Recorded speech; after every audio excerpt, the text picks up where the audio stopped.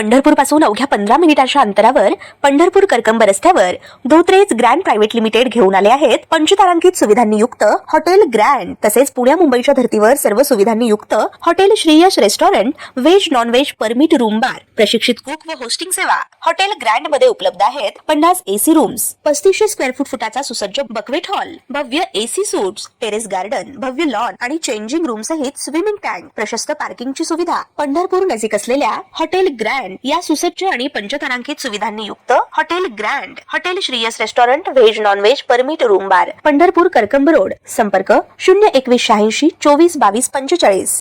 ताज्या घडामोडी पाहण्यासाठी आमच्या YouTube चॅनलवरील PVR म्हणजेच पंढरी वार्ता या न्यूजला सबस्क्राइब करा आणि शेजारील बेल आयकॉनवर क्लिक करा। पंढरपूर तालुक्यात जिल्हा परिषद पंचायत समिती निवडणुकीच्या प्रचारात आता वेग आलेला असतानाच आरोप प्रत्यारोपांच्या फेरी झडताना दिसत आहेत। माढा विधानसभा मतदारसंघाचे आमदार अभिजित पाटील यांच्या उपस्थितीत आज करकम येथे राष्ट्रवादी काँग्रेस आघाडीच्या प्रचार सभेचं आयोजन करण्यात आलं होतं।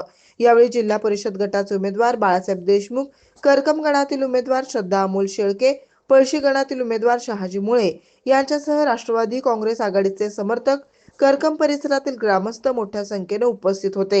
यावेळी बोलताना आमदार अभिजित पाटील यांनी करकम परिसरातील विविध प्रश्नांसाठी करण्यात येत असलेल्या पाठपुराव्याकडे लक्ष वेधत असताना भविष्यातही या परिसरातील विकास कामांसाठी मतदान रूपी आशीर्वाद देऊन राष्ट्रवादी काँग्रेस आघाडीच्या उमेदवारांना विजयी करण्याचं आवाहन केलं।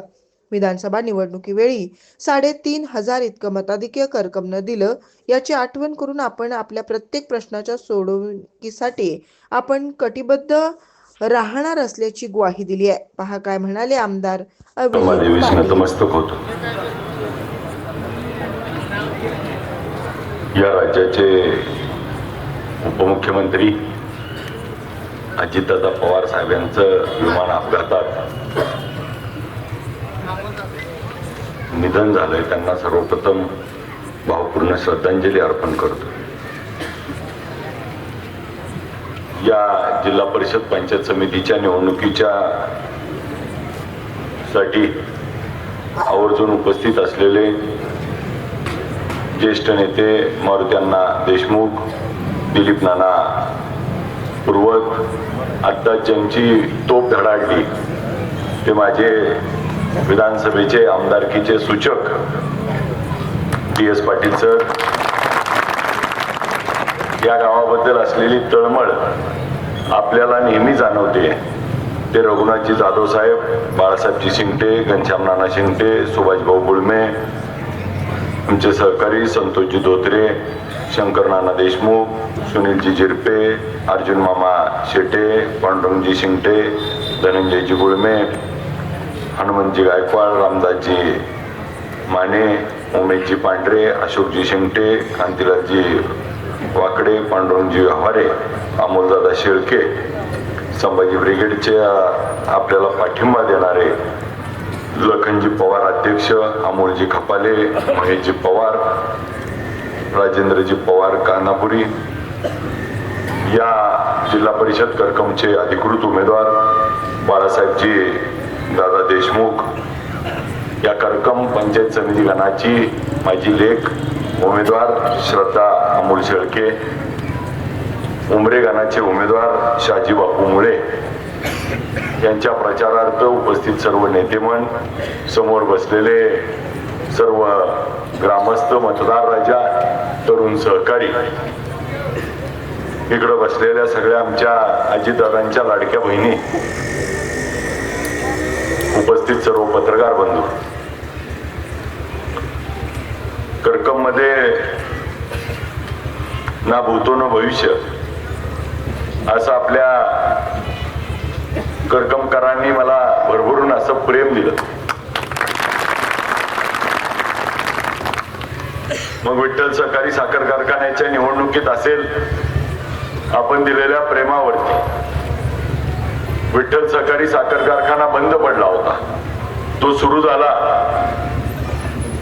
या कारखान्याच्या माध्यमातून आपल्या भागातल्या ऊसाचा प्रश्न मार्गी लावण्यासाठी दिलेला आशीर्वाद कामी आला। कालच आपल्या विठ्ठल कारखान्याचं त्या ठिकाणी जाधव साहेब 9 लाख गाळप झालं। आणि महिन्याला 3 लाख, असं 3 महिन्यात 9 लाख गाळप त्या ठिकाणी झालं. आणि मग या विठ्ठल सहकारी साखर कारखान्याच्या माध्यमातून लोकांची सेवा केली. या जिल्ह्याची दराची स्पर्धा विठ्ठल सहकारी साखर कारखान्यामुळे लागली. जो 2022चा भाव होता तो 3000 पर्यंत गेला. आणि विठ्ठल सहकारी साखर कारखान्याच्या आशीर्वादावरती, आपल्या तमाम मायबाप जनतेच्या आशीर्वादावरती पुन्हा एकदा आपल्याकडे मत मागायला आलो होतो. आणि मग आपण सर्वांनी विधानसभेला या करकमच्या इतिहासात आतापर्यंत कोणत्याही उमेदवाराला 3500 मताधिक्य देणारा एकमेव मी नशीबवान उमेदवार आहे. या गावानं आतापर्यंत एकमुखी एवढा पाठिंबा दुसऱ्या कोणत्याही उमेदवाराला दिला नव्हता. तेवढं प्रेम आशीर्वाद त्या ठिकाणी मला दिलं. तेवढी नाळ आपल्याशी जुळली. इथला सर्वसामान्य माणूस त्या ठिकाणी आमच्या सोबत आपलंच वाटत होता. आपल्याला आठवतंय का, विधानसभेच्या निवडणुकीची प्रचार सभा झाली आणि शेवट सभा झाल्यावर मला भूक लागली होती. मी समोर जाऊन पाणीपुरीवाल्याकडे पाणीपुरी खाल्ली होती. त्या ठिकाणी सगळ्याला आपलंच मानून आपल्यामध्ये राहणारा म्हणून आपण त्या ठिकाणी संधी दिली. संधीचं सोनं करत आपण दिलेल्या विधानसभेमध्ये जाण्याचा योग आला. विधानसभेमध्ये जात असताना त्या ठिकाणी दिलीप नाना एकमेव मी आमदार होतो की त्या विधानसभेच्या पायरीवरती डोकं ठेवून आत गेलेला. विधानसभेला कायदे मंडळ आहे, ते मंदिराप्रमाणे आहे. आत गेल्यानंतर एकही दिवस पाटील सर मी गैरहजर नाही हुशार विद्यार्थ्यासारखा. तुमचे विद्यार्थी इतके 2-4 बिघडले पण मी मात्र. आणि आत गेल्यानंतर प्रत्येक दिवशी आणि असं कोणतंच अधिवेशन झालं नाही ज्या अधिवेशनात करकमचं नाव निघलं नाही. याच्या आधी कधी निघालं होतं करकमचं नाव? मग करकम हा माझ्या जिव्हाळ्याचा विषय म्हणून त्या ठिकाणी मांडत असताना या विधिमंडळामध्ये आमच्या महिलांवर होत असलेले अत्याचार, कायदा सुव्यवस्था बिघडलाय. पोलीस दिवसा दावड्या दारूवाल्याकडनं हप्ते घेऊन दारूधंदे चालू करतात. हे तर बी आहेच का?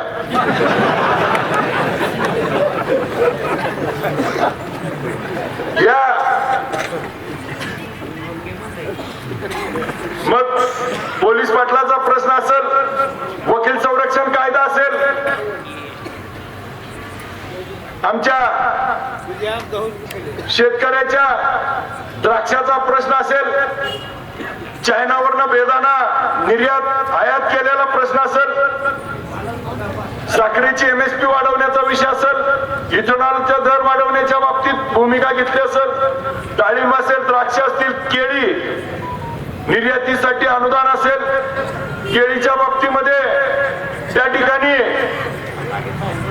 आपल्या इथं संशोधन केंद्र व्हावं, आपल्या या भागाला ड्रायफ्रूट व्हावा, या अशा अनेक प्रश्नावरती त्या ठिकाणी विधिमंडळामध्ये आवाज उचलला. अनेक प्रश्न त्या ठिकाणी विधिमंडळामध्ये घेतले. या सर्व प्रश्नाच्या माध्यमातून आज अनेक विषय मार्गी लावत असताना या माध्यमातून आपल्या सगळ्याला आमदार म्हणून निवडून दिल्यानंतर या तालुक्याची कित्येक वर्ष झालं आमसभा बंद पडली होती. जाधव साहेब, या तालुक्याची आमसभा 13 तास त्या ठिकाणी चालली. आणि मग या मतदारसंघातले प्रश्न, या तालुक्यातले प्रश्न, सामान्य जनतेला काय पाहिजे हे त्या ठिकाणी आम्ही विचारत आणि त्या अधिकाऱ्यांना त्या ठिकाणी भूमिका घेतो. एक नेता म्हणला आमसभा घेण्यानं काय होतं, भारतरत्न बाबासाहेब आंबेडकरांनी दिलेल्या घटनेचा अधिकार जर डावलत असतील तर त्यांना हे बोलण्याचा अधिकार आहे का? या आमसभेचं एक वैशिष्ट्य सांगतो. माढ्याला आमसभा झाली. माढ्याच्या आमसभेमध्ये त्या ठिकाणी वेणेगावच्या एका ताईनं तहसीलदार पैसे मागते. तहसीलदारांनी 1.5 लाख रुपये मागितले. कुठल्या गाडीत मागितले, काय केलं हे ऑन कॅमेरा त्या ठिकाणी आमसभे पुढे मांडलं. आमसभेचा अध्यक्ष होतो. आमसभेमध्ये ठराव केला की तहसीलदार निलंबन झालं पाहिजे. तो ठराव आम्ही जिल्हाधिकाऱ्यांवर पाठवला. जिल्हाधिकाऱ्याकडनं महसूल मंत्र्यांकडे गेला आणि माढ्याचा तहसीलदार निलंबित झाला. जर तुम्ही पैसे मागत असाल आणि जनतेला वेठीस धरत असाल तर मला लोकप्रतिनिधी म्हणून लोकांनी निवडून दिलंय. मी कुणाची गय करणार नाही. ही भूमिका त्या दिवशी माढा तालुक्यात माढा मतदारसंघात स्पष्ट झाली. आणि मग आज देखील त्या ठिकाणी भूमिका घेत असतात. अनेक विषय विधानसभेच्या माध्यमातून सोडवत असताना या तालुक्यामध्ये आणि माढा तालुक्यामध्ये बँकेच्या बाबतीमध्ये कर्ज पुरवठा दिला पाहिजे. नॅशनलाइज बँकेने कर्ज दिलं पाहिजे म्हणून BLCच्या मिटिंगा घेतल्या. दर 3 महिन्याला मिटिंग घेतो.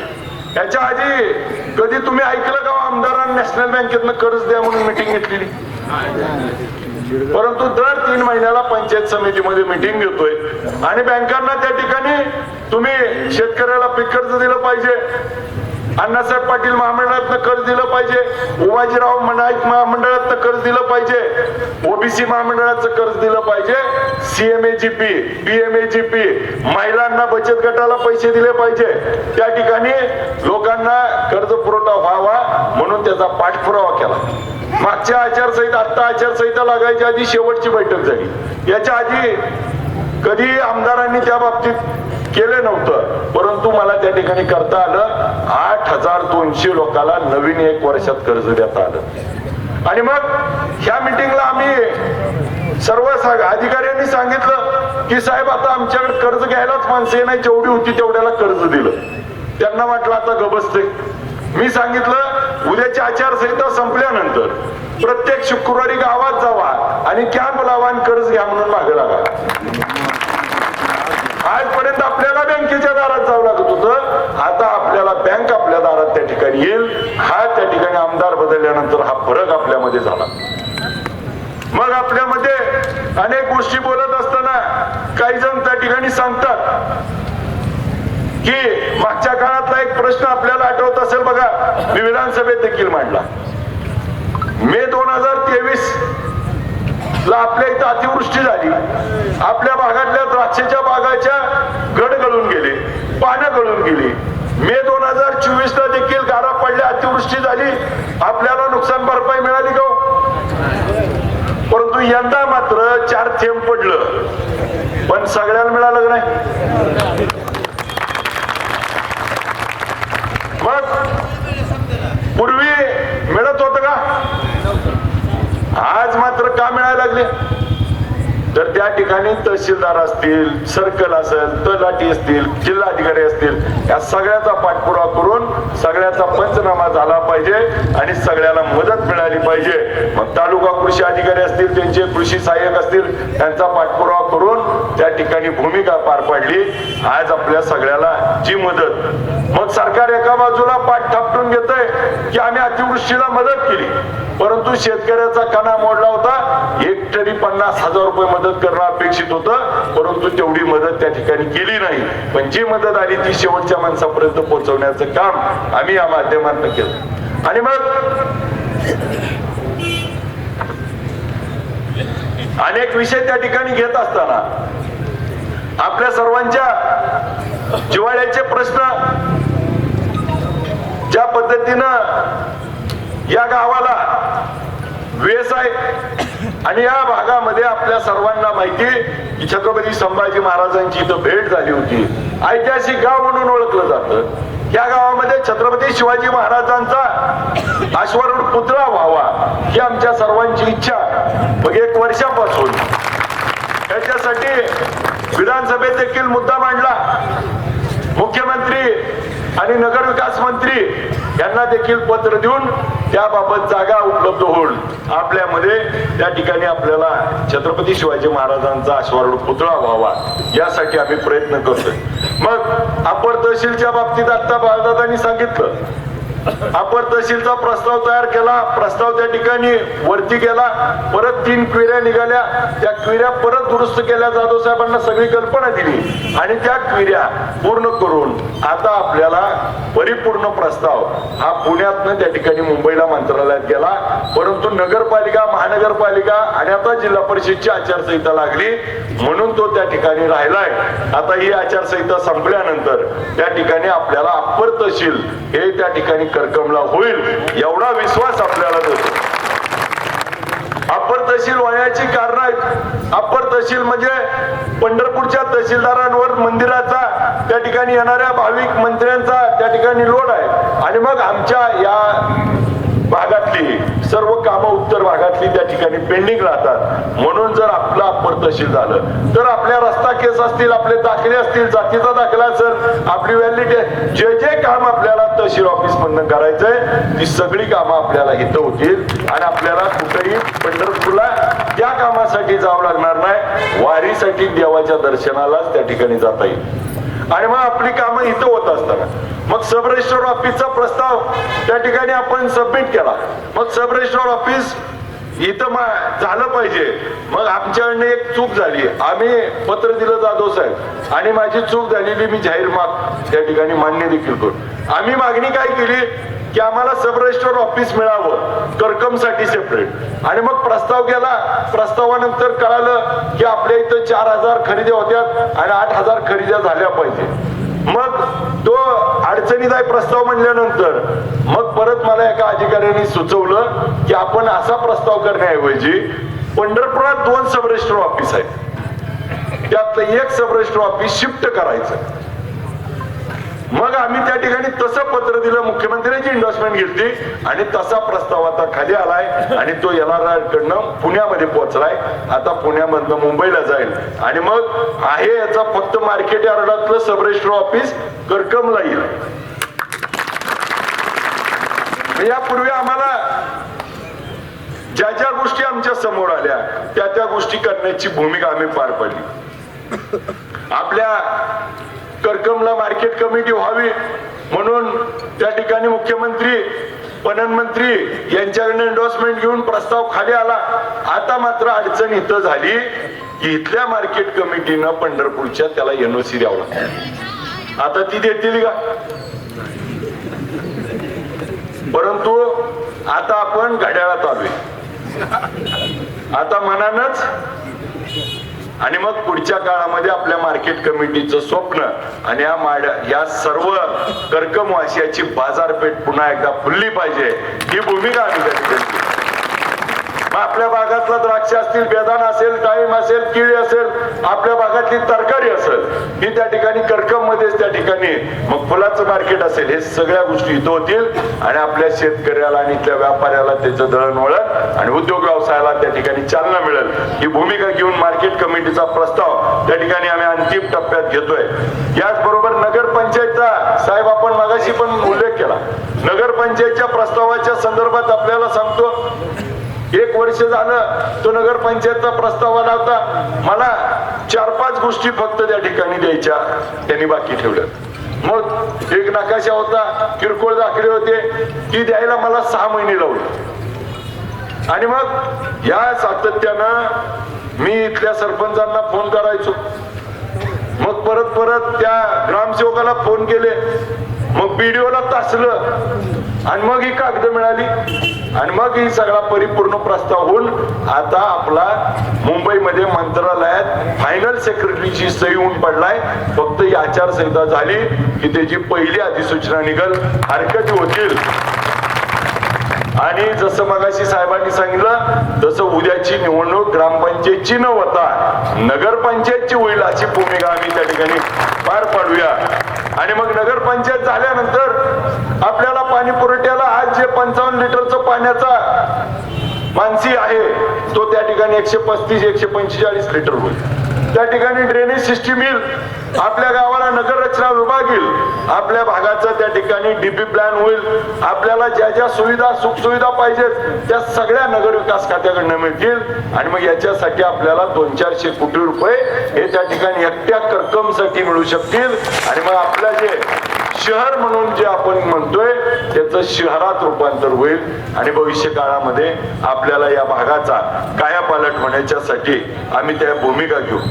याचबरोबर आपल्या गावच्या मुस्लिम समाजाच्या दफनभूमीचा विषय होता, त्याच्यासाठी जागा उपलब्ध व्हावी म्हणून त्या ठिकाणी सरकारकडनं जागा उपलब्ध करून हा स्मशानभूमीचा देखील प्रस्ताव आम्ही त्या ठिकाणी पाठवलाय. आता त्या ठिकाणी जिल्हाधिकाऱ्यांकडनं त्याचं अवकडं होईल, जागा कुठं उपलब्ध आहे आणि जागेच्या नुसार आपल्या मुस्लिम समाज बांधवाला विश्वासात घेऊन त्यांना देखील जागा उपलब्ध करण्याची भूमिका आम्ही पुढच्या काळात घेऊ. आपल्या इथं ग्रामीण रुग्णालयामध्ये त्या ठिकाणी डॉक्टर राहत नाहीत म्हणून तक्रार केली जात होती, परंतु माझा आपल्याला या निमित्तानं सवाल आहे की डॉक्टर राहत नाहीत आणि डॉक्टरांना बांधायसाठी क्वार्टर मंजूर झाल्यात पण आपली ग्रामपंचायत एनओसी देत नाही, त्या ठिकाणी त्यांच्या नावावर जागा करत नाही, का डबा धरून बसले. मग आज जर त्या ठिकाणी इथं आमच्या लोकांना रुग्णांना रात्रीचा अंधारचं कुणाला साप चावला कुणाला अचानक आजारी पडला तर डॉक्टर इथं असला पाहिजे आणि डॉक्टरच्या साठी राहायला घर असलं पाहिजे आणि घर मंजूर आहे परंतु इथल्या लोकांनी काहीतरी अडवणूक केल्यामुळं घराचं बांधकाम करता येत नाही. तरी पुढच्या काळामध्ये आपल्याला ते पुढाकार घेऊन आपण त्या ठिकाणी पार पडू आणि इथं मग आपल्याला 30 बेडचं 50 बेड त्या ठिकाणी हॉस्पिटल करून पुढच्या काळामध्ये या सर्व भागाचा परिसराचा आरोग्याचा प्रश्न आपण मार्गी लावण्यासाठी नियोजन करतोय. याचबरोबर आपल्याला आपल्या सर्वांचं जे असलेलं मुख्य काम आहे ज्याच्याबद्दल आपल्या सर्वांना शिवकालीन तलाव आहे, त्या शिवकालीन तलावामध्ये पाणी सोडण्यासाठी आपल्याला जे उपाययोजना करायच्यात या संदर्भात देखील आम्ही पाठपुरावा केलाय. या विभागाची बैठक घेतली, या विभागाच्या बैठकीच्या माध्यमातून पाटील सर ही बाकीची लोक होती की आपल्याला पाणी कशा पद्धतीनं जाधव साहेब येईल आणि या पाण्याच्या माध्यमातून हे तलाव प्रत्येक कॅनलला पाणी आल्यानंतर आपला भरला पाहिजे, त्याला फिडिंग केलं पाहिजे. मग आज जर आपण एकदा पावसाळ्यात भरून घेतला आणि प्रत्येक वेळी 10-20% सोडत गेलो तर त्याची लेवल खाली येणार नाही आणि आपला हा जो सगळा भाग आहे जो आज देखील आपल्याला आवर्षण म्हणून ओळखला जातो तो पुढच्या काळामध्ये पूर्णत्वाला येईल.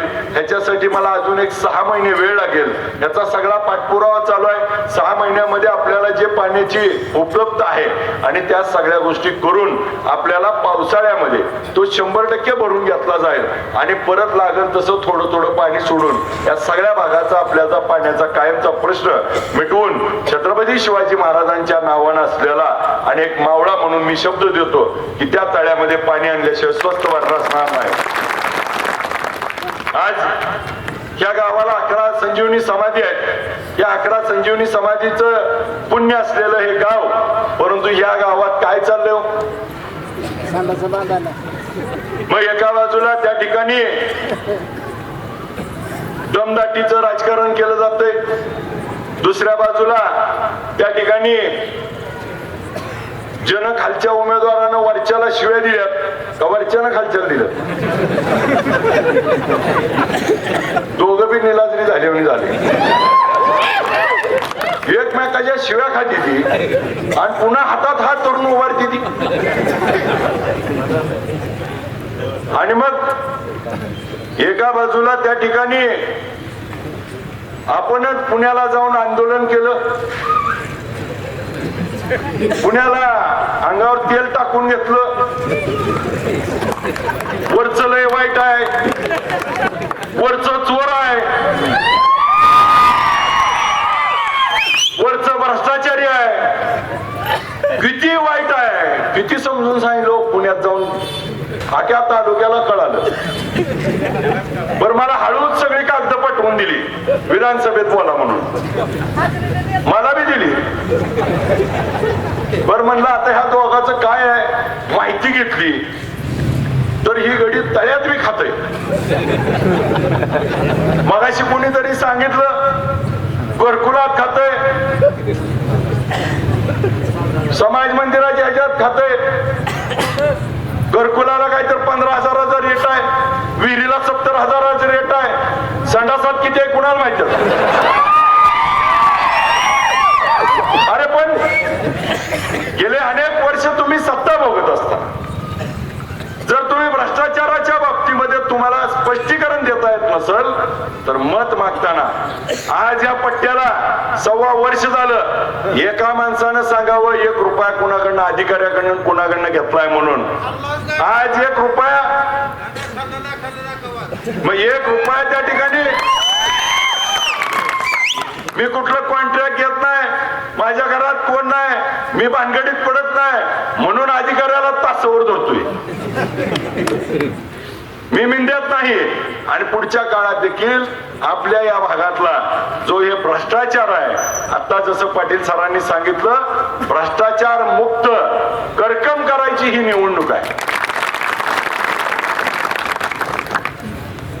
आपल्या या माध्यमातनं MIDCचा प्रस्ताव त्या ठिकाणी शेजारी असलेला मेंढापूर खरातवाडी इथं गावपट जमीन आहे, त्याचा अंतिम टप्प्यात प्रस्ताव आलाय. मोजणी आणि आरोळ त्या ठिकाणी प्रस्ताव घेऊन आपला आता येणाऱ्या 6 महिन्यामध्ये जॉईंट मेजरमेंट मोजणी होईल आणि ते अंतिम प्रस्ताव अधिसूचना निघल म्हणून याचा पाठपुरावा त्या ठिकाणी करतोय. वन विभागाची NOC वन विभागाकडनं पाठपुरावा ह्याच्यावरती 7-8 वेळा बैठका घेतल्या आणि मग हे करत असताना या भागाच्या सगळ्या तरुणांना रोजगार निर्मिती व्हावी म्हणून हा प्रश्न आम्ही घेतोय.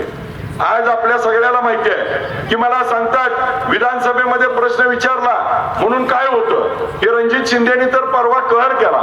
त्यांनी काय सांगितलं की कोण नसताना आज जाऊन व्हिडिओ काढतील. मग इतकं बालिश आहे म्हणून तर ह्याला पाडलंय लोक. आता पालकमंत्री काय म्हणले, माड्याचा पालकमंत्री रणजित शिंदे. मला लक्षात आलं की बारकी पोर गोट्या खेळती बघा, हरल्यावर कसं असतं उलुलुलू तू चिकला, तसं ते त्याला म्हणते उलुलू तूच पालकमंत्री.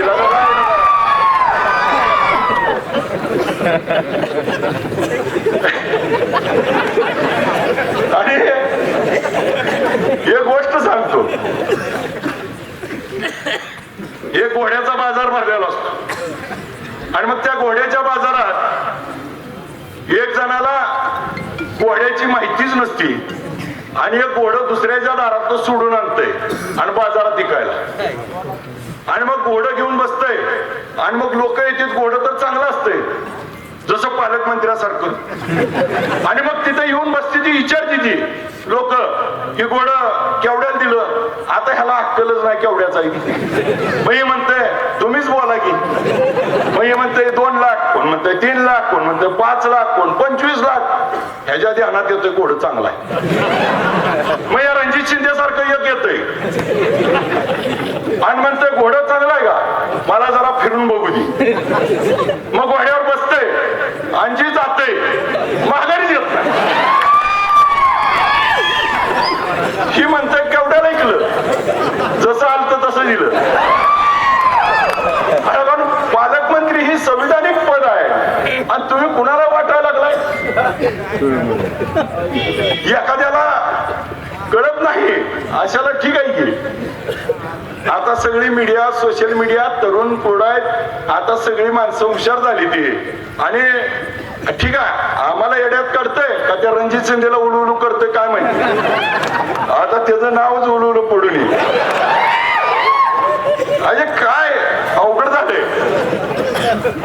विधानसभेमध्ये एखादा प्रश्न घेतला तर त्या प्रश्नाच्या बाबतीमध्ये आपल्याला 2 उदाहरणं देऊन सांगतो फक्त. विधानसभेमध्ये एखादा प्रश्न घेतल्यावर विधानसभेमध्ये लक्षवेधी लावली होती दूध भेसळची आणि दूध भेसळच्या लक्षवेधीमध्ये जाधव नावाचा डॉक्टर त्या ठिकाणी दूध भेसळ करत होता आणि त्याच्यावर रेट टाकली गेली. रेट टाकल्यावर त्याच्याकडे मेलामाइन सारखं घातक केमिकल सापडलं त्या घातक केमिकलनं त्या ठिकाणी कॅन्सर सारखे आजार होतात आणि मग त्याच्यावरती कारवाई झाली आणि मग त्याच्याकडे सापडलेलं किती होतं 1.5 कोटी लिटर दूध तयार होईल इतकं केमिकल होतं. मग त्याला विचारलं पोलिसांनी की एवढं कशासाठी गोळा केलं तर ती म्हणते रमजान येणार होतं. म्हणजे यांना जात नाही पाहत नाही लोकांचे जीव त्या ठिकाणी घ्यायला बसलेले लोक आहेत. विधानसभेमध्ये ह्याच्यावर त्या ठिकाणी आम्ही लक्षवेधी केली. पोलिसांनी त्याला तात्काळ पकडलं पाहिजे, त्याच्यावर मकोका लागला पाहिजे, एमपीडी लागला पाहिजे ही मागणी केली आणि राज्यामधली दूध भेसळ थांबली पाहिजे. याच्यावरती नरवरी जिरवळ साहेबांनी प्रश्नाला उत्तर देत होते. मी प्रश्नाला प्रतिप्रश्न करत होतो, ऐकत नव्हतो. आज दादा आपल्यात नाहीत. दादा उठून बोलले की माझ्या दालनात बैठक लावतो आणि त्याच्यावर कारवाई करायची माझी जबाबदारी आहे. मग खाली बसलो, त्याच्यावर कारवाई झाली. त्याला राजस्थान मधनं उचलला, राजस्थान मध्ये उचलून त्याला एमपीडी देखील लागला आणि मग त्या राज्यामध्ये आपल्या राज्यामध्ये त्या ठिकाणी दूध भेसळवर कारवाई झाली पाहिजे. 1068 त्या ठिकाणी रेड पडल्या आणि 1068 रेड पडल्या. त्याचा परिणाम काय झाला? आपल्या फक्त सोलापूर जिल्ह्यात दिवसाला 1.25 लाख लिटर दूध कमी झालं. काय वाटलं गाव? काय झालं एका दिवसातच? काय करत होती? आज आमच्या माऊली इथं बसत्यात, आपण लेकराला दूध किती देतो? 1/2 लिटर. म्हणजे 2-2.5 लाख लोकांचं जीवही घेत होती. एक प्रश्न विचारला त्याच्यावर आळा बसला. दुसरा भाग काय झाला तर त्या ठिकाणी दुधाचा भाव 26-27 रुपये होता, तो आज किती रुपये झालाय? 37-38 रुपये. लिटरला 10 रुपये वाढले. मग रस्त्यावर दूध टाकावं लागलं का? आंदोलन करावं लागलं का? 10 रुपये कसे काय वाढले? दूध भेसळ रोखली म्हणून त्या ठिकाणी 10 रुपये दुधाला वाढले. आणि मग एक विधानसभेतला प्रश्न त्या ठिकाणी किती दूरगामी परिणाम करू शकतो. आणि मग त्या ठिकाणी अजून एक दुसरा प्रश्न बघा. अधिवेशनामध्ये पहिल्या 2 अधिवेशनामध्ये मी भूमिका मांडली होती की जो शक्तीपीठ त्या ठिकाणी तिकडून चाललाय तो शक्तीपीठ इकडून घ्यावा. छत्रपती शिवाजी महाराजांचं कुलदैवत आई तुळजाभवानी आणि शिखर शिंगणापूर जोडलं जावं, मुख्यमंत्र्यांचं कुलदैवत देखील जोडलं जावं, ही भूमिका आपण त्या ठिकाणी मांडली. मुख्यमंत्र्यांबरोबर बैठक झाली. बैठकीमध्ये त्या ठिकाणी ह्या सगळ्या गोष्टी समजून सांगितल्या. इकडून माळरानावरनं जाईल, आमच्या इथं कर्कम मेंढापूरला MIDC होणार आहे, मोडलीमची MIDC झाली आहे, आम्हाला माड्याच्या पलीकडे एक MIDC करायची आहे. त्या ठिकाणी ज्योतिबा, बाळूमामाचा आदमापूर, पन्हाळगड हे सगळं जोडलं जातंय आणि छत्रपती शिवाजी महाराजांची कुलदैवत, मुख्यमंत्र्यांचं कुलदैवत हे सगळं इकडून जोडलं जातंय. आणि या भागात जाण्यापेक्षा ह्या माळरानावरनं गेला तर या भागाचं नंदनवन होईल. ही मुख्यमंत्र्यांना भूमिका पटली आणि मग मुख्यमंत्र्यांनी त्या ठिकाणी विधानसभेमध्ये घोषणा केली आणि त्याच्यावर कोणतरी म्हणलं, मी परवा ऐकलं की आम्ही दोघं गाडीत बोलत होतो यांनी बाहेर येऊन सांगितलं. माझी आपल्याला विनंती आहे, माझ्यापेक्षा आपलं मुख्यमंत्री महोदय जास्त ऐकतात. आपण जर मुख्यमंत्री महोदयाला सांगितलं असतं की विधानसभेमध्ये तुम्ही भाषण करताना शक्तीपीठ इकडून इकडं आला, पालकमंत्री महोदयाबरोबर अभिजितचं नाव घेऊ नका, जिल्हा परिषदला आपलं पडतील असं सांगितलं असतं तर. परंतु मुख्यमंत्री महोदयांनी नाव घेऊन सांगितलं की त्या ठिकाणी ही सूचना आम्ही मांडली आणि मग 300 किलोमीटरचा रस्ता त्या ठिकाणी बदल. या रस्त्याच्या बाबतीत मी अनेक ठिकाणी बोललो. पंढरपूरला दगडी पूल आहे, दगडी पुलाच्या शेजारी झालेला पूल जो सोलापूरला जातो, आपण कित्येक वेळा गेला असाल, त्या सोलापूरला जाणाऱ्या त्या दगडी पुलाच्या वरच्या पुलाला त्या ठिकाणी एक वळण आहे. उजव्या बाजूला 65 एकर सरकारची जमीन, डाव्या बाजूला सरकारची जमीन. तो जर सरळ काढला असता तर काय कोणाचं अडचण झाली असती का? परंतु त्यावेळेस आपल्याच आमदाराचं कार्यक्षेत्र म्हणजे माझंच कार्यक्षेत्र आता तिथपर्यंत येत आहे आणि मग त्या नदीच्या अलीकडचा जो वळण काढलं असतं तर त्या वळणामध्ये 58 अपघात झाले, 58 लोकांचे जीव गेले. एक रस्त्याला एक वळणानं 58 लोकांचे जीव गेले. 300 किलोमीटरचा रस्ता चुकला असता तर पुढची पिढी बर्बाद झाली असती. म्हणून हा रस्ता या ठिकाणी आला. आज नुसता रस्ता येत नाही, या रस्त्याला 8 पदरी रस्ता होतोय. तो माड्यावरनं मोडलीमरनं आपल्या करकम मधनं जाणार आहे. मग करकमच्या पुढं हव्यावरनं जांभूळ आणि आपल्या मतदारसंघातनं 90 किलोमीटर रस्ता जातोय.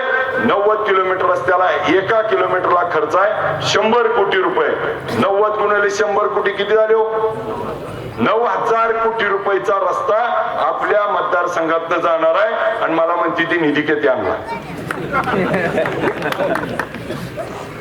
आता ही म्हणते ती ह्याच्याशी ह्याचा काही संबंध नाही, ही मुख्यमंत्री महोदयांनी सांगावं लागेल का नाही?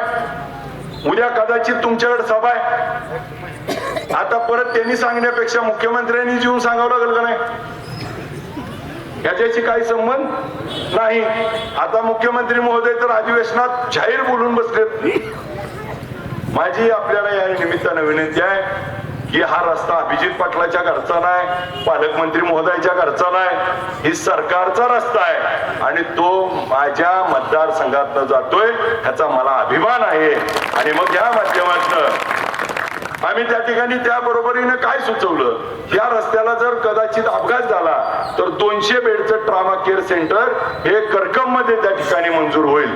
याचबरोबर आपल्या इथं सेवा सेक्टर, जे वारकरी इथे येतील त्या वारकऱ्यांना राहायला आज अनेक पालख्या त्या ठिकाणी येतात, त्यांच्यासाठी एक 20 एकर जागा, त्याच्यामध्ये शेड, त्याच्यात राहायची सोय, सुखसुविधा याची देखील आम्ही मागणी केली, ती देखील पूर्ण होईल. या शक्तीपीठ देवाचे जाणारे रस्ते या भागाचा सर्वांगीण विकास होण्याच्या दृष्टीनं आपल्याला याच्यातनं मदत होणार आहे. आणि मग अनेक कामं करत असताना उद्या अजून एक किस्सा बघा, पांढरेवाडी मध्ये रणजित भैया उलुलू ना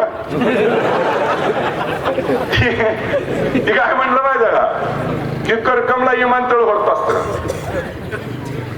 आता मला सांगा, ह्याला वाटत होतं का मी आमदार होईल? जाणू का नाही? बरं, ह्याला माहित होतं का शक्तीपीठ येईल इकडून? झाला का नाही इकडून? तसं करकमला का म्हणतोय? भौगोलिक तरी अभ्यास आहे का बाबा तुझा? करकम हे एकमेव जिल्ह्यातलं ठिकाण आहे. या करकम पासन करमाळा तेवढा आहे, करकम पासन बार्शी तेवढा आहे, करकम पासन माळशिरस तेवढा आहे, सांगोला तेवढा आहे, मंगळवेढा तेवढा आहे, सोलापूर तेवढा आहे. आणि हा ज्यावेळेस शक्तीपीठाच्या शेजारी विमानतळ होईल त्यावेळेस इथं पंढरीच्या पांडुरंगाला वारकरी येतील. मग ही म्हणतं इथं गिऱ्हाईक येईल का? आता अमरावतीवरनं वारकरी हेलिकॉप्टर घेऊन आमच्या इथं देवदर्शनाला येते, मग वारकरीच आहे ना तो. पण इथं आलेली माणसं त्या ठिकाणी देव काय गरीब आला आणि श्रीमंत आला हाकलून देते का? देवाला सगळी सारखी आहे ती. जर सुखसुविधा दिल्या, माननीय नितीनजी गडकरी साहेबांनी पंढरपूरला येणारे रस्ते सगळे काम मोठे केले, तर पंढरपूरला वारीसाठी लोक येतात, वारकरी जास्त येतात. मग विमानाची रेल्वेची सोय झाल्याशिवाय इथे येणार का? पण विमानाचे स्वप्न का बघतोय? जर इथं विमानतळ असलं तर आमच्या इथं पंढरीच्या पांडुरंगाला सचिन तेंडुलकर येईल, अमिताभ बच्चन येईल, नीता अंबानी 1 कोटीचा मुकुट घेऊन येईल. आमच्या देवाला त्या ठिकाणी जगभरामध्ये प्रसिद्ध होईल. जो आमच्या देवाचं महात्म्य आहे ते जगाच्या पटलावर ठेवायसाठी इथं येणाऱ्या लोकांना त्या ठिकाणी सुखसुविधा पाहिजे. मग हे म्हणला हित होत असतं का की आपसुकुनी जायच्या मनात सारखं नकारत नसतं. साधा विषय. आता विमानतळ होईल का? बघा उदाहरण, अहिल्यानगर जिल्हा त्यामध्ये राहता तालुका आहे आणि राहता तालुक्यामध्ये शिर्डी गाव आहे आणि शिर्डीला विमानतळ होतंय. पंढरपूर तर जिल्हा व्हायचा तालुका आहे ना. आणि मग त्या ठिकाणी आपल्याला स्वप्नच नाही पडलं तर आपल्याला कसं होणार आहे? बरं, आज आपल्या इथं केंद्र सरकारची योजना आहे, उडानमध्ये तीर्थक्षेत्र त्या ठिकाणी विमानानं जोडावी. मग या योजनेखाली मी त्या ठिकाणी मुरलीधर अण्णा मोहोळ यांना पत्र दिलं, त्यांची एंडोर्समेंट घेतली आणि इथं आम्हाला त्या ठिकाणी विमानतळ व्हावं म्हणून त्या ठिकाणी मागणी केली, प्रस्ताव दिला. मला सांगा, देतील का नाही ती नंतर? अरे मागायला तर कम पडू नका ना. आणि मग माझी आपल्याला या निमित्तानं विनंती आहे की आमच्या करकमला हलक्यात घेऊ नका. करकम हे आमचं या तालुक्यातलं सर्वात मोठं गाव आहे, उद्याचं शहर आहे, त्याला उदयाला आणायचंय. ह्या बाजूला जर तीर्थक्षेत्र मधनं त्या ठिकाणी अजून एक विषय बघा साहेब, आपण हा जो पंढरपूर टेंभुर्णी रस्ता आहे ह्याला 4 पदरी व्हावा म्हणून निवडून आल्या पहिलं पत्र दिलं. गडकरी साहेबांना भेटलो, पत्र दिलं, सर्वे करायला लावला.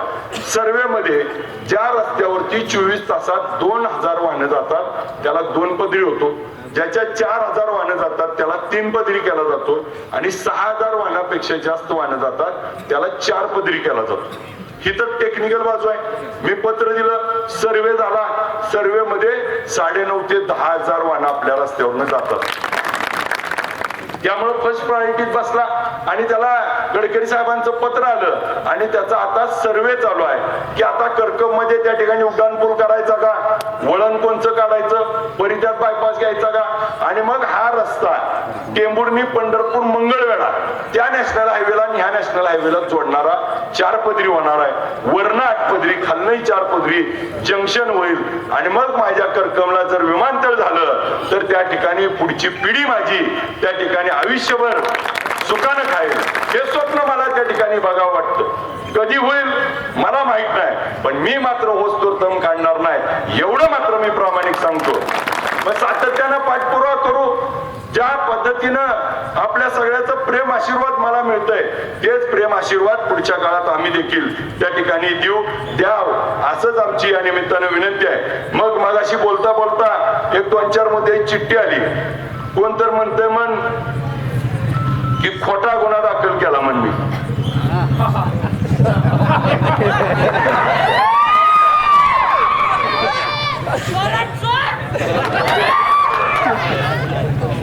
आता ते अधिकृत झाले.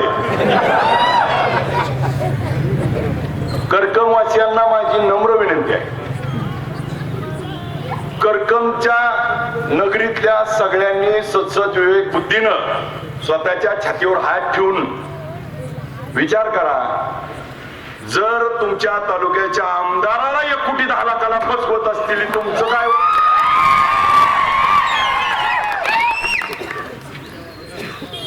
तालुक्याच्या आमदाराला 1 कोटी 10 लाखाला ऑनलाईन फसवती ती. करकम मध्ये येतानाच गाडी फसवायची, गप्पा मारायचो, कविता ऐकायचो. आम्हाला वाटायचं बरं मनोरंजन चाललंय आमचं, म्हणजे आमच्याच मागं आमचं काम करणार कोणाला माहिती. आणि मला म्हणते ती खोटा गुन्हा. जर लय बोलला उद्या CCTV पाठवतो. कुठं होता, लॉज कुणाच्या नावावर होत, कोण कोण होत, काय काय झालं, मी आजपर्यंत याच्यावर बोललो नव्हतो. पण जर माझ्याशी बोलायला जाल बरं मी सरळ चाललोय, जाऊ द्या ना मला. मी जर तिरकं बघितलं तरी तुमचं काय खरं नाही. आणि बाळा तुम्ही काय यांच्या बुरट्यांच्या नादी लागलाय.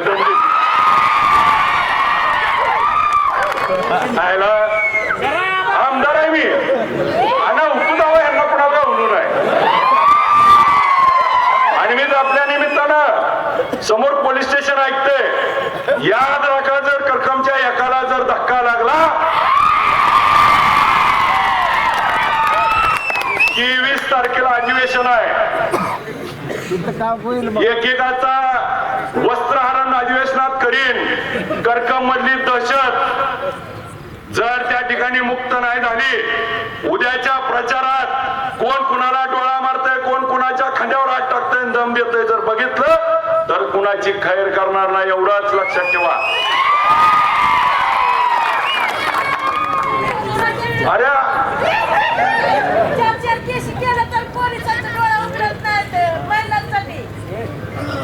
ताई आचारसंहिता झाल्यावर यांचं बघतो मी. आपल्याला अनेक प्रश्न, अनेक गोष्टी आहेत, परंतु मला सारखं खुणवती ती पुढची सभा आहे, पुढची सभा आहे. आपल्याला मी एवढंच सांगतो, आपल्या समोरच्या उमेदवारांना पण माझी विनंती आहे की लोकशाहीनं घालून दिलेली ही डॉक्टर बाबासाहेब आंबेडकरांनी घटनेप्रमाणे ही निवडणूक चालू आहे. लोकशाहीनुसार या लोकशाहीच्या निवडणुकीमध्ये मत देण्याचा, मत मागण्याचा घटनेप्रमाणे फंडामेंटल राईट्स आहे. ज्याला कुणाला स्वतःचं मत व्यक्त करायचंय, मत द्यायचंय, त्याला स्वातंत्र्य दिलंय. त्या स्वातंत्र्यावर कुणीही गदा आणू नये. त्याला ज्याला वाटतंय तुमचं काम चांगलं आहे, उदळ मात्यानं तुम्ही चांगलं तुमचं सांगा. जसं मगाशी पासून मी माझी कामाची यादी वाचली, दादानी दादाच्या कामाची यादी वाचली, त्या ठिकाणी एकाही लोकांचा त्या ठिकाणी नया पैशामध्ये आम्ही मिंद नाही. तुम्ही देखील त्या पद्धतीनं भूमिका मांडा आणि मग कर्कमवासीय स्वतःच्या छातीवर हात ठेवून ठरवतील की आपलं कोण बरोबर आहे आणि कोण चुकीचं आहे, आणि जे बरोबर असेल त्याला मतदान करतील. त्या ठिकाणी ही लोकशाहीची मूल्य जपण्याची ही निवडणूक आहे. आज आपल्याला अनेक गोष्टी बोलत असताना काही जण त्या ठिकाणी टीका टिप्पणी करत असतील. टीका टिप्पणीच्या पलीकडे जाऊन माझी आपल्याला एवढीच विनंती आहे की या निवडणुकीमध्ये पंचायत समिती आणि जिल्हा परिषदची निवडणूक लागली. पाटील सर, आम्ही अजितदादांना भेटायला गेलो. दादांना भेटलो बारामतीत सुयोग बंगल्यावरती. खासदार साहेब, आम्ही 4 आमदार एकत्र बसलो. 20 मिनिटं दादांशी चर्चा केली. दादांनी सांगितलं की बाबा आम्हाला असा असा निधी मिळत नाही, आम्हाला नगरपंचायत करकमची करायची आहे, मोडलीमची करायची आहे, टेंभुर्णीची करायची आहे, आम्हाला सेनावाडा उपसा सिंचन योजनेला पैसे पाहिजेत, मानेगाव उपसा सिंचन योजनेला पैसे पाहिजेत, आमच्या भागातले रस्ते अत्यंत खराब झालेत, रस्ते त्या ठिकाणी करण्यासाठी निधी पाहिजे, बजेटची तरतूद करा. अनेक विषयावरती त्या ठिकाणी दादांशी चर्चा झाली आणि मग दादांनी त्या ठिकाणी आम्हाला आश्वासन दिलं की त्या ठिकाणी तुमच्या पाठीशी आम्ही खंबीरपणे उभा राहू, पुढच्या काळात काही काळजी करू नका. आम्ही देखील मोठ्या मानानं त्या ठिकाणी सगळ्यांनी सांगितलं. मी पहिल्यांदा प्राथमिक सांगितलं, दादा सगळे उमेदवार आम्ही घड्याळावर उभा करतो, तुतारीवर उभा करतो आणि सगळे निवडून आणून तुम्हाला भेटायला घेऊन येतो. परंतु आज आपल्या दादाच त्या ठिकाणी राहिले नाही आणि मग हे निवडणुकीमध्ये त्यांना घेऊन यायची आणि निवडून आलेले उमेदवार घेऊन जायचे होते. आपण बघितलं असेल, विमान अपघात झाला. या विमान अपघातामध्ये 5 जण होते. दादांना कसं ओळखलं होती तर म्हणजे दादाचं आणि घड्याळाचं नातं किती घट्ट आहे. आज या निवडणुकीमध्ये बाळासाहेब दादा देशमुख, श्रद्धाताई आणि आमच्या शाजी बापूला चिन्ह देखील आपलं काय. म्हणून आपल्याला नम्र विनंती करतो, ह्या दादांच्या फोटोकडे बघून आपण सगळेजण उद्या घड्याळाला मतदान करावं आणि दादांना आदरांजली व्हावी एवढी नम्र विनंती करण्यासाठी मी आपल्याला. या राज्यामध्ये या नेत्यानं एक स्वतःची ओळख निर्माण, वेळ पाळणारा, स्पष्ट वक्ता, दिलदार मनाचा, लाडक्या बहिणीचा भाऊ, मग साखर कारखानदार असेल, सूत मिळ असेल, दूध असेल, मोठ्या इंडस्ट्री असतील, शहर असतील, राज्याच्या कानाकोपऱ्यात तांद्या ते बांधापर्यंत त्या ठिकाणी अभ्यास असणारा आणि कामाचा माणूस म्हणून दादाची ओळख आहे. आणि ह्या निवडणुकीमध्ये आज दादा आपल्यात नाहीत आणि ह्या निवडणुकीमध्ये घड्याळ या चिन्हापुढील बटन दाबून आपण उद्याच्या निवडणुकीमध्ये दादांना श्रद्धांजली अर्पण करून या राज्यामध्ये दादांवर प्रेम करणारी किती लोक आहेत हे महाराष्ट्राला दाखवून द्यायचंय. दादांनी जरी त्या ठिकाणी महायुतीमध्ये राहिले तरी पुरोगामित्व, शाहू फुले आंबेडकरांचा विचार त्या ठिकाणी सोडला नाही. आमच्या मुस्लिम बांधवांना जेवढं दादांनी त्या ठिकाणी प्रतिनिधित्व दिलं ते दुसऱ्या कोणत्याही त्या ठिकाणी पार्टीने दिलं नाही. आणि मग सर्वांना आपलाच वाटणारा आज आपले दादा आपल्यात नाहीत तर या निवडणुकीमध्ये आपलं मतदान रूपी आशीर्वाद दादांच्या पाठीशी उभा करून दादांना श्रद्धांजली म्हणून आपण त्या ठिकाणी घड्याळाच्या पुढचं बटन दाबून निवडून द्यावं. मी आपल्याला एवढीच खात्री देतो, जेवढी मी कामं सांगितली ती सगळी कामं येणाऱ्या 5 वर्षात केल्याशिवाय स्वस्त वाचणार नाही. आपलं प्रेम जे विधानसभेला आपण 3,500 मताचं लीड होतं ते लीड कसं आपल्याला मिळेल एवढी आपण सगळ्यांनी काळजी घ्यावी आणि दादांना श्रद्धांजली म्हणून घड्याळापुढचं बटन दाबावं. मी आपली रजा घेतो. जय हिंद, जय महाराष्ट्र. धन्यवाद आबा.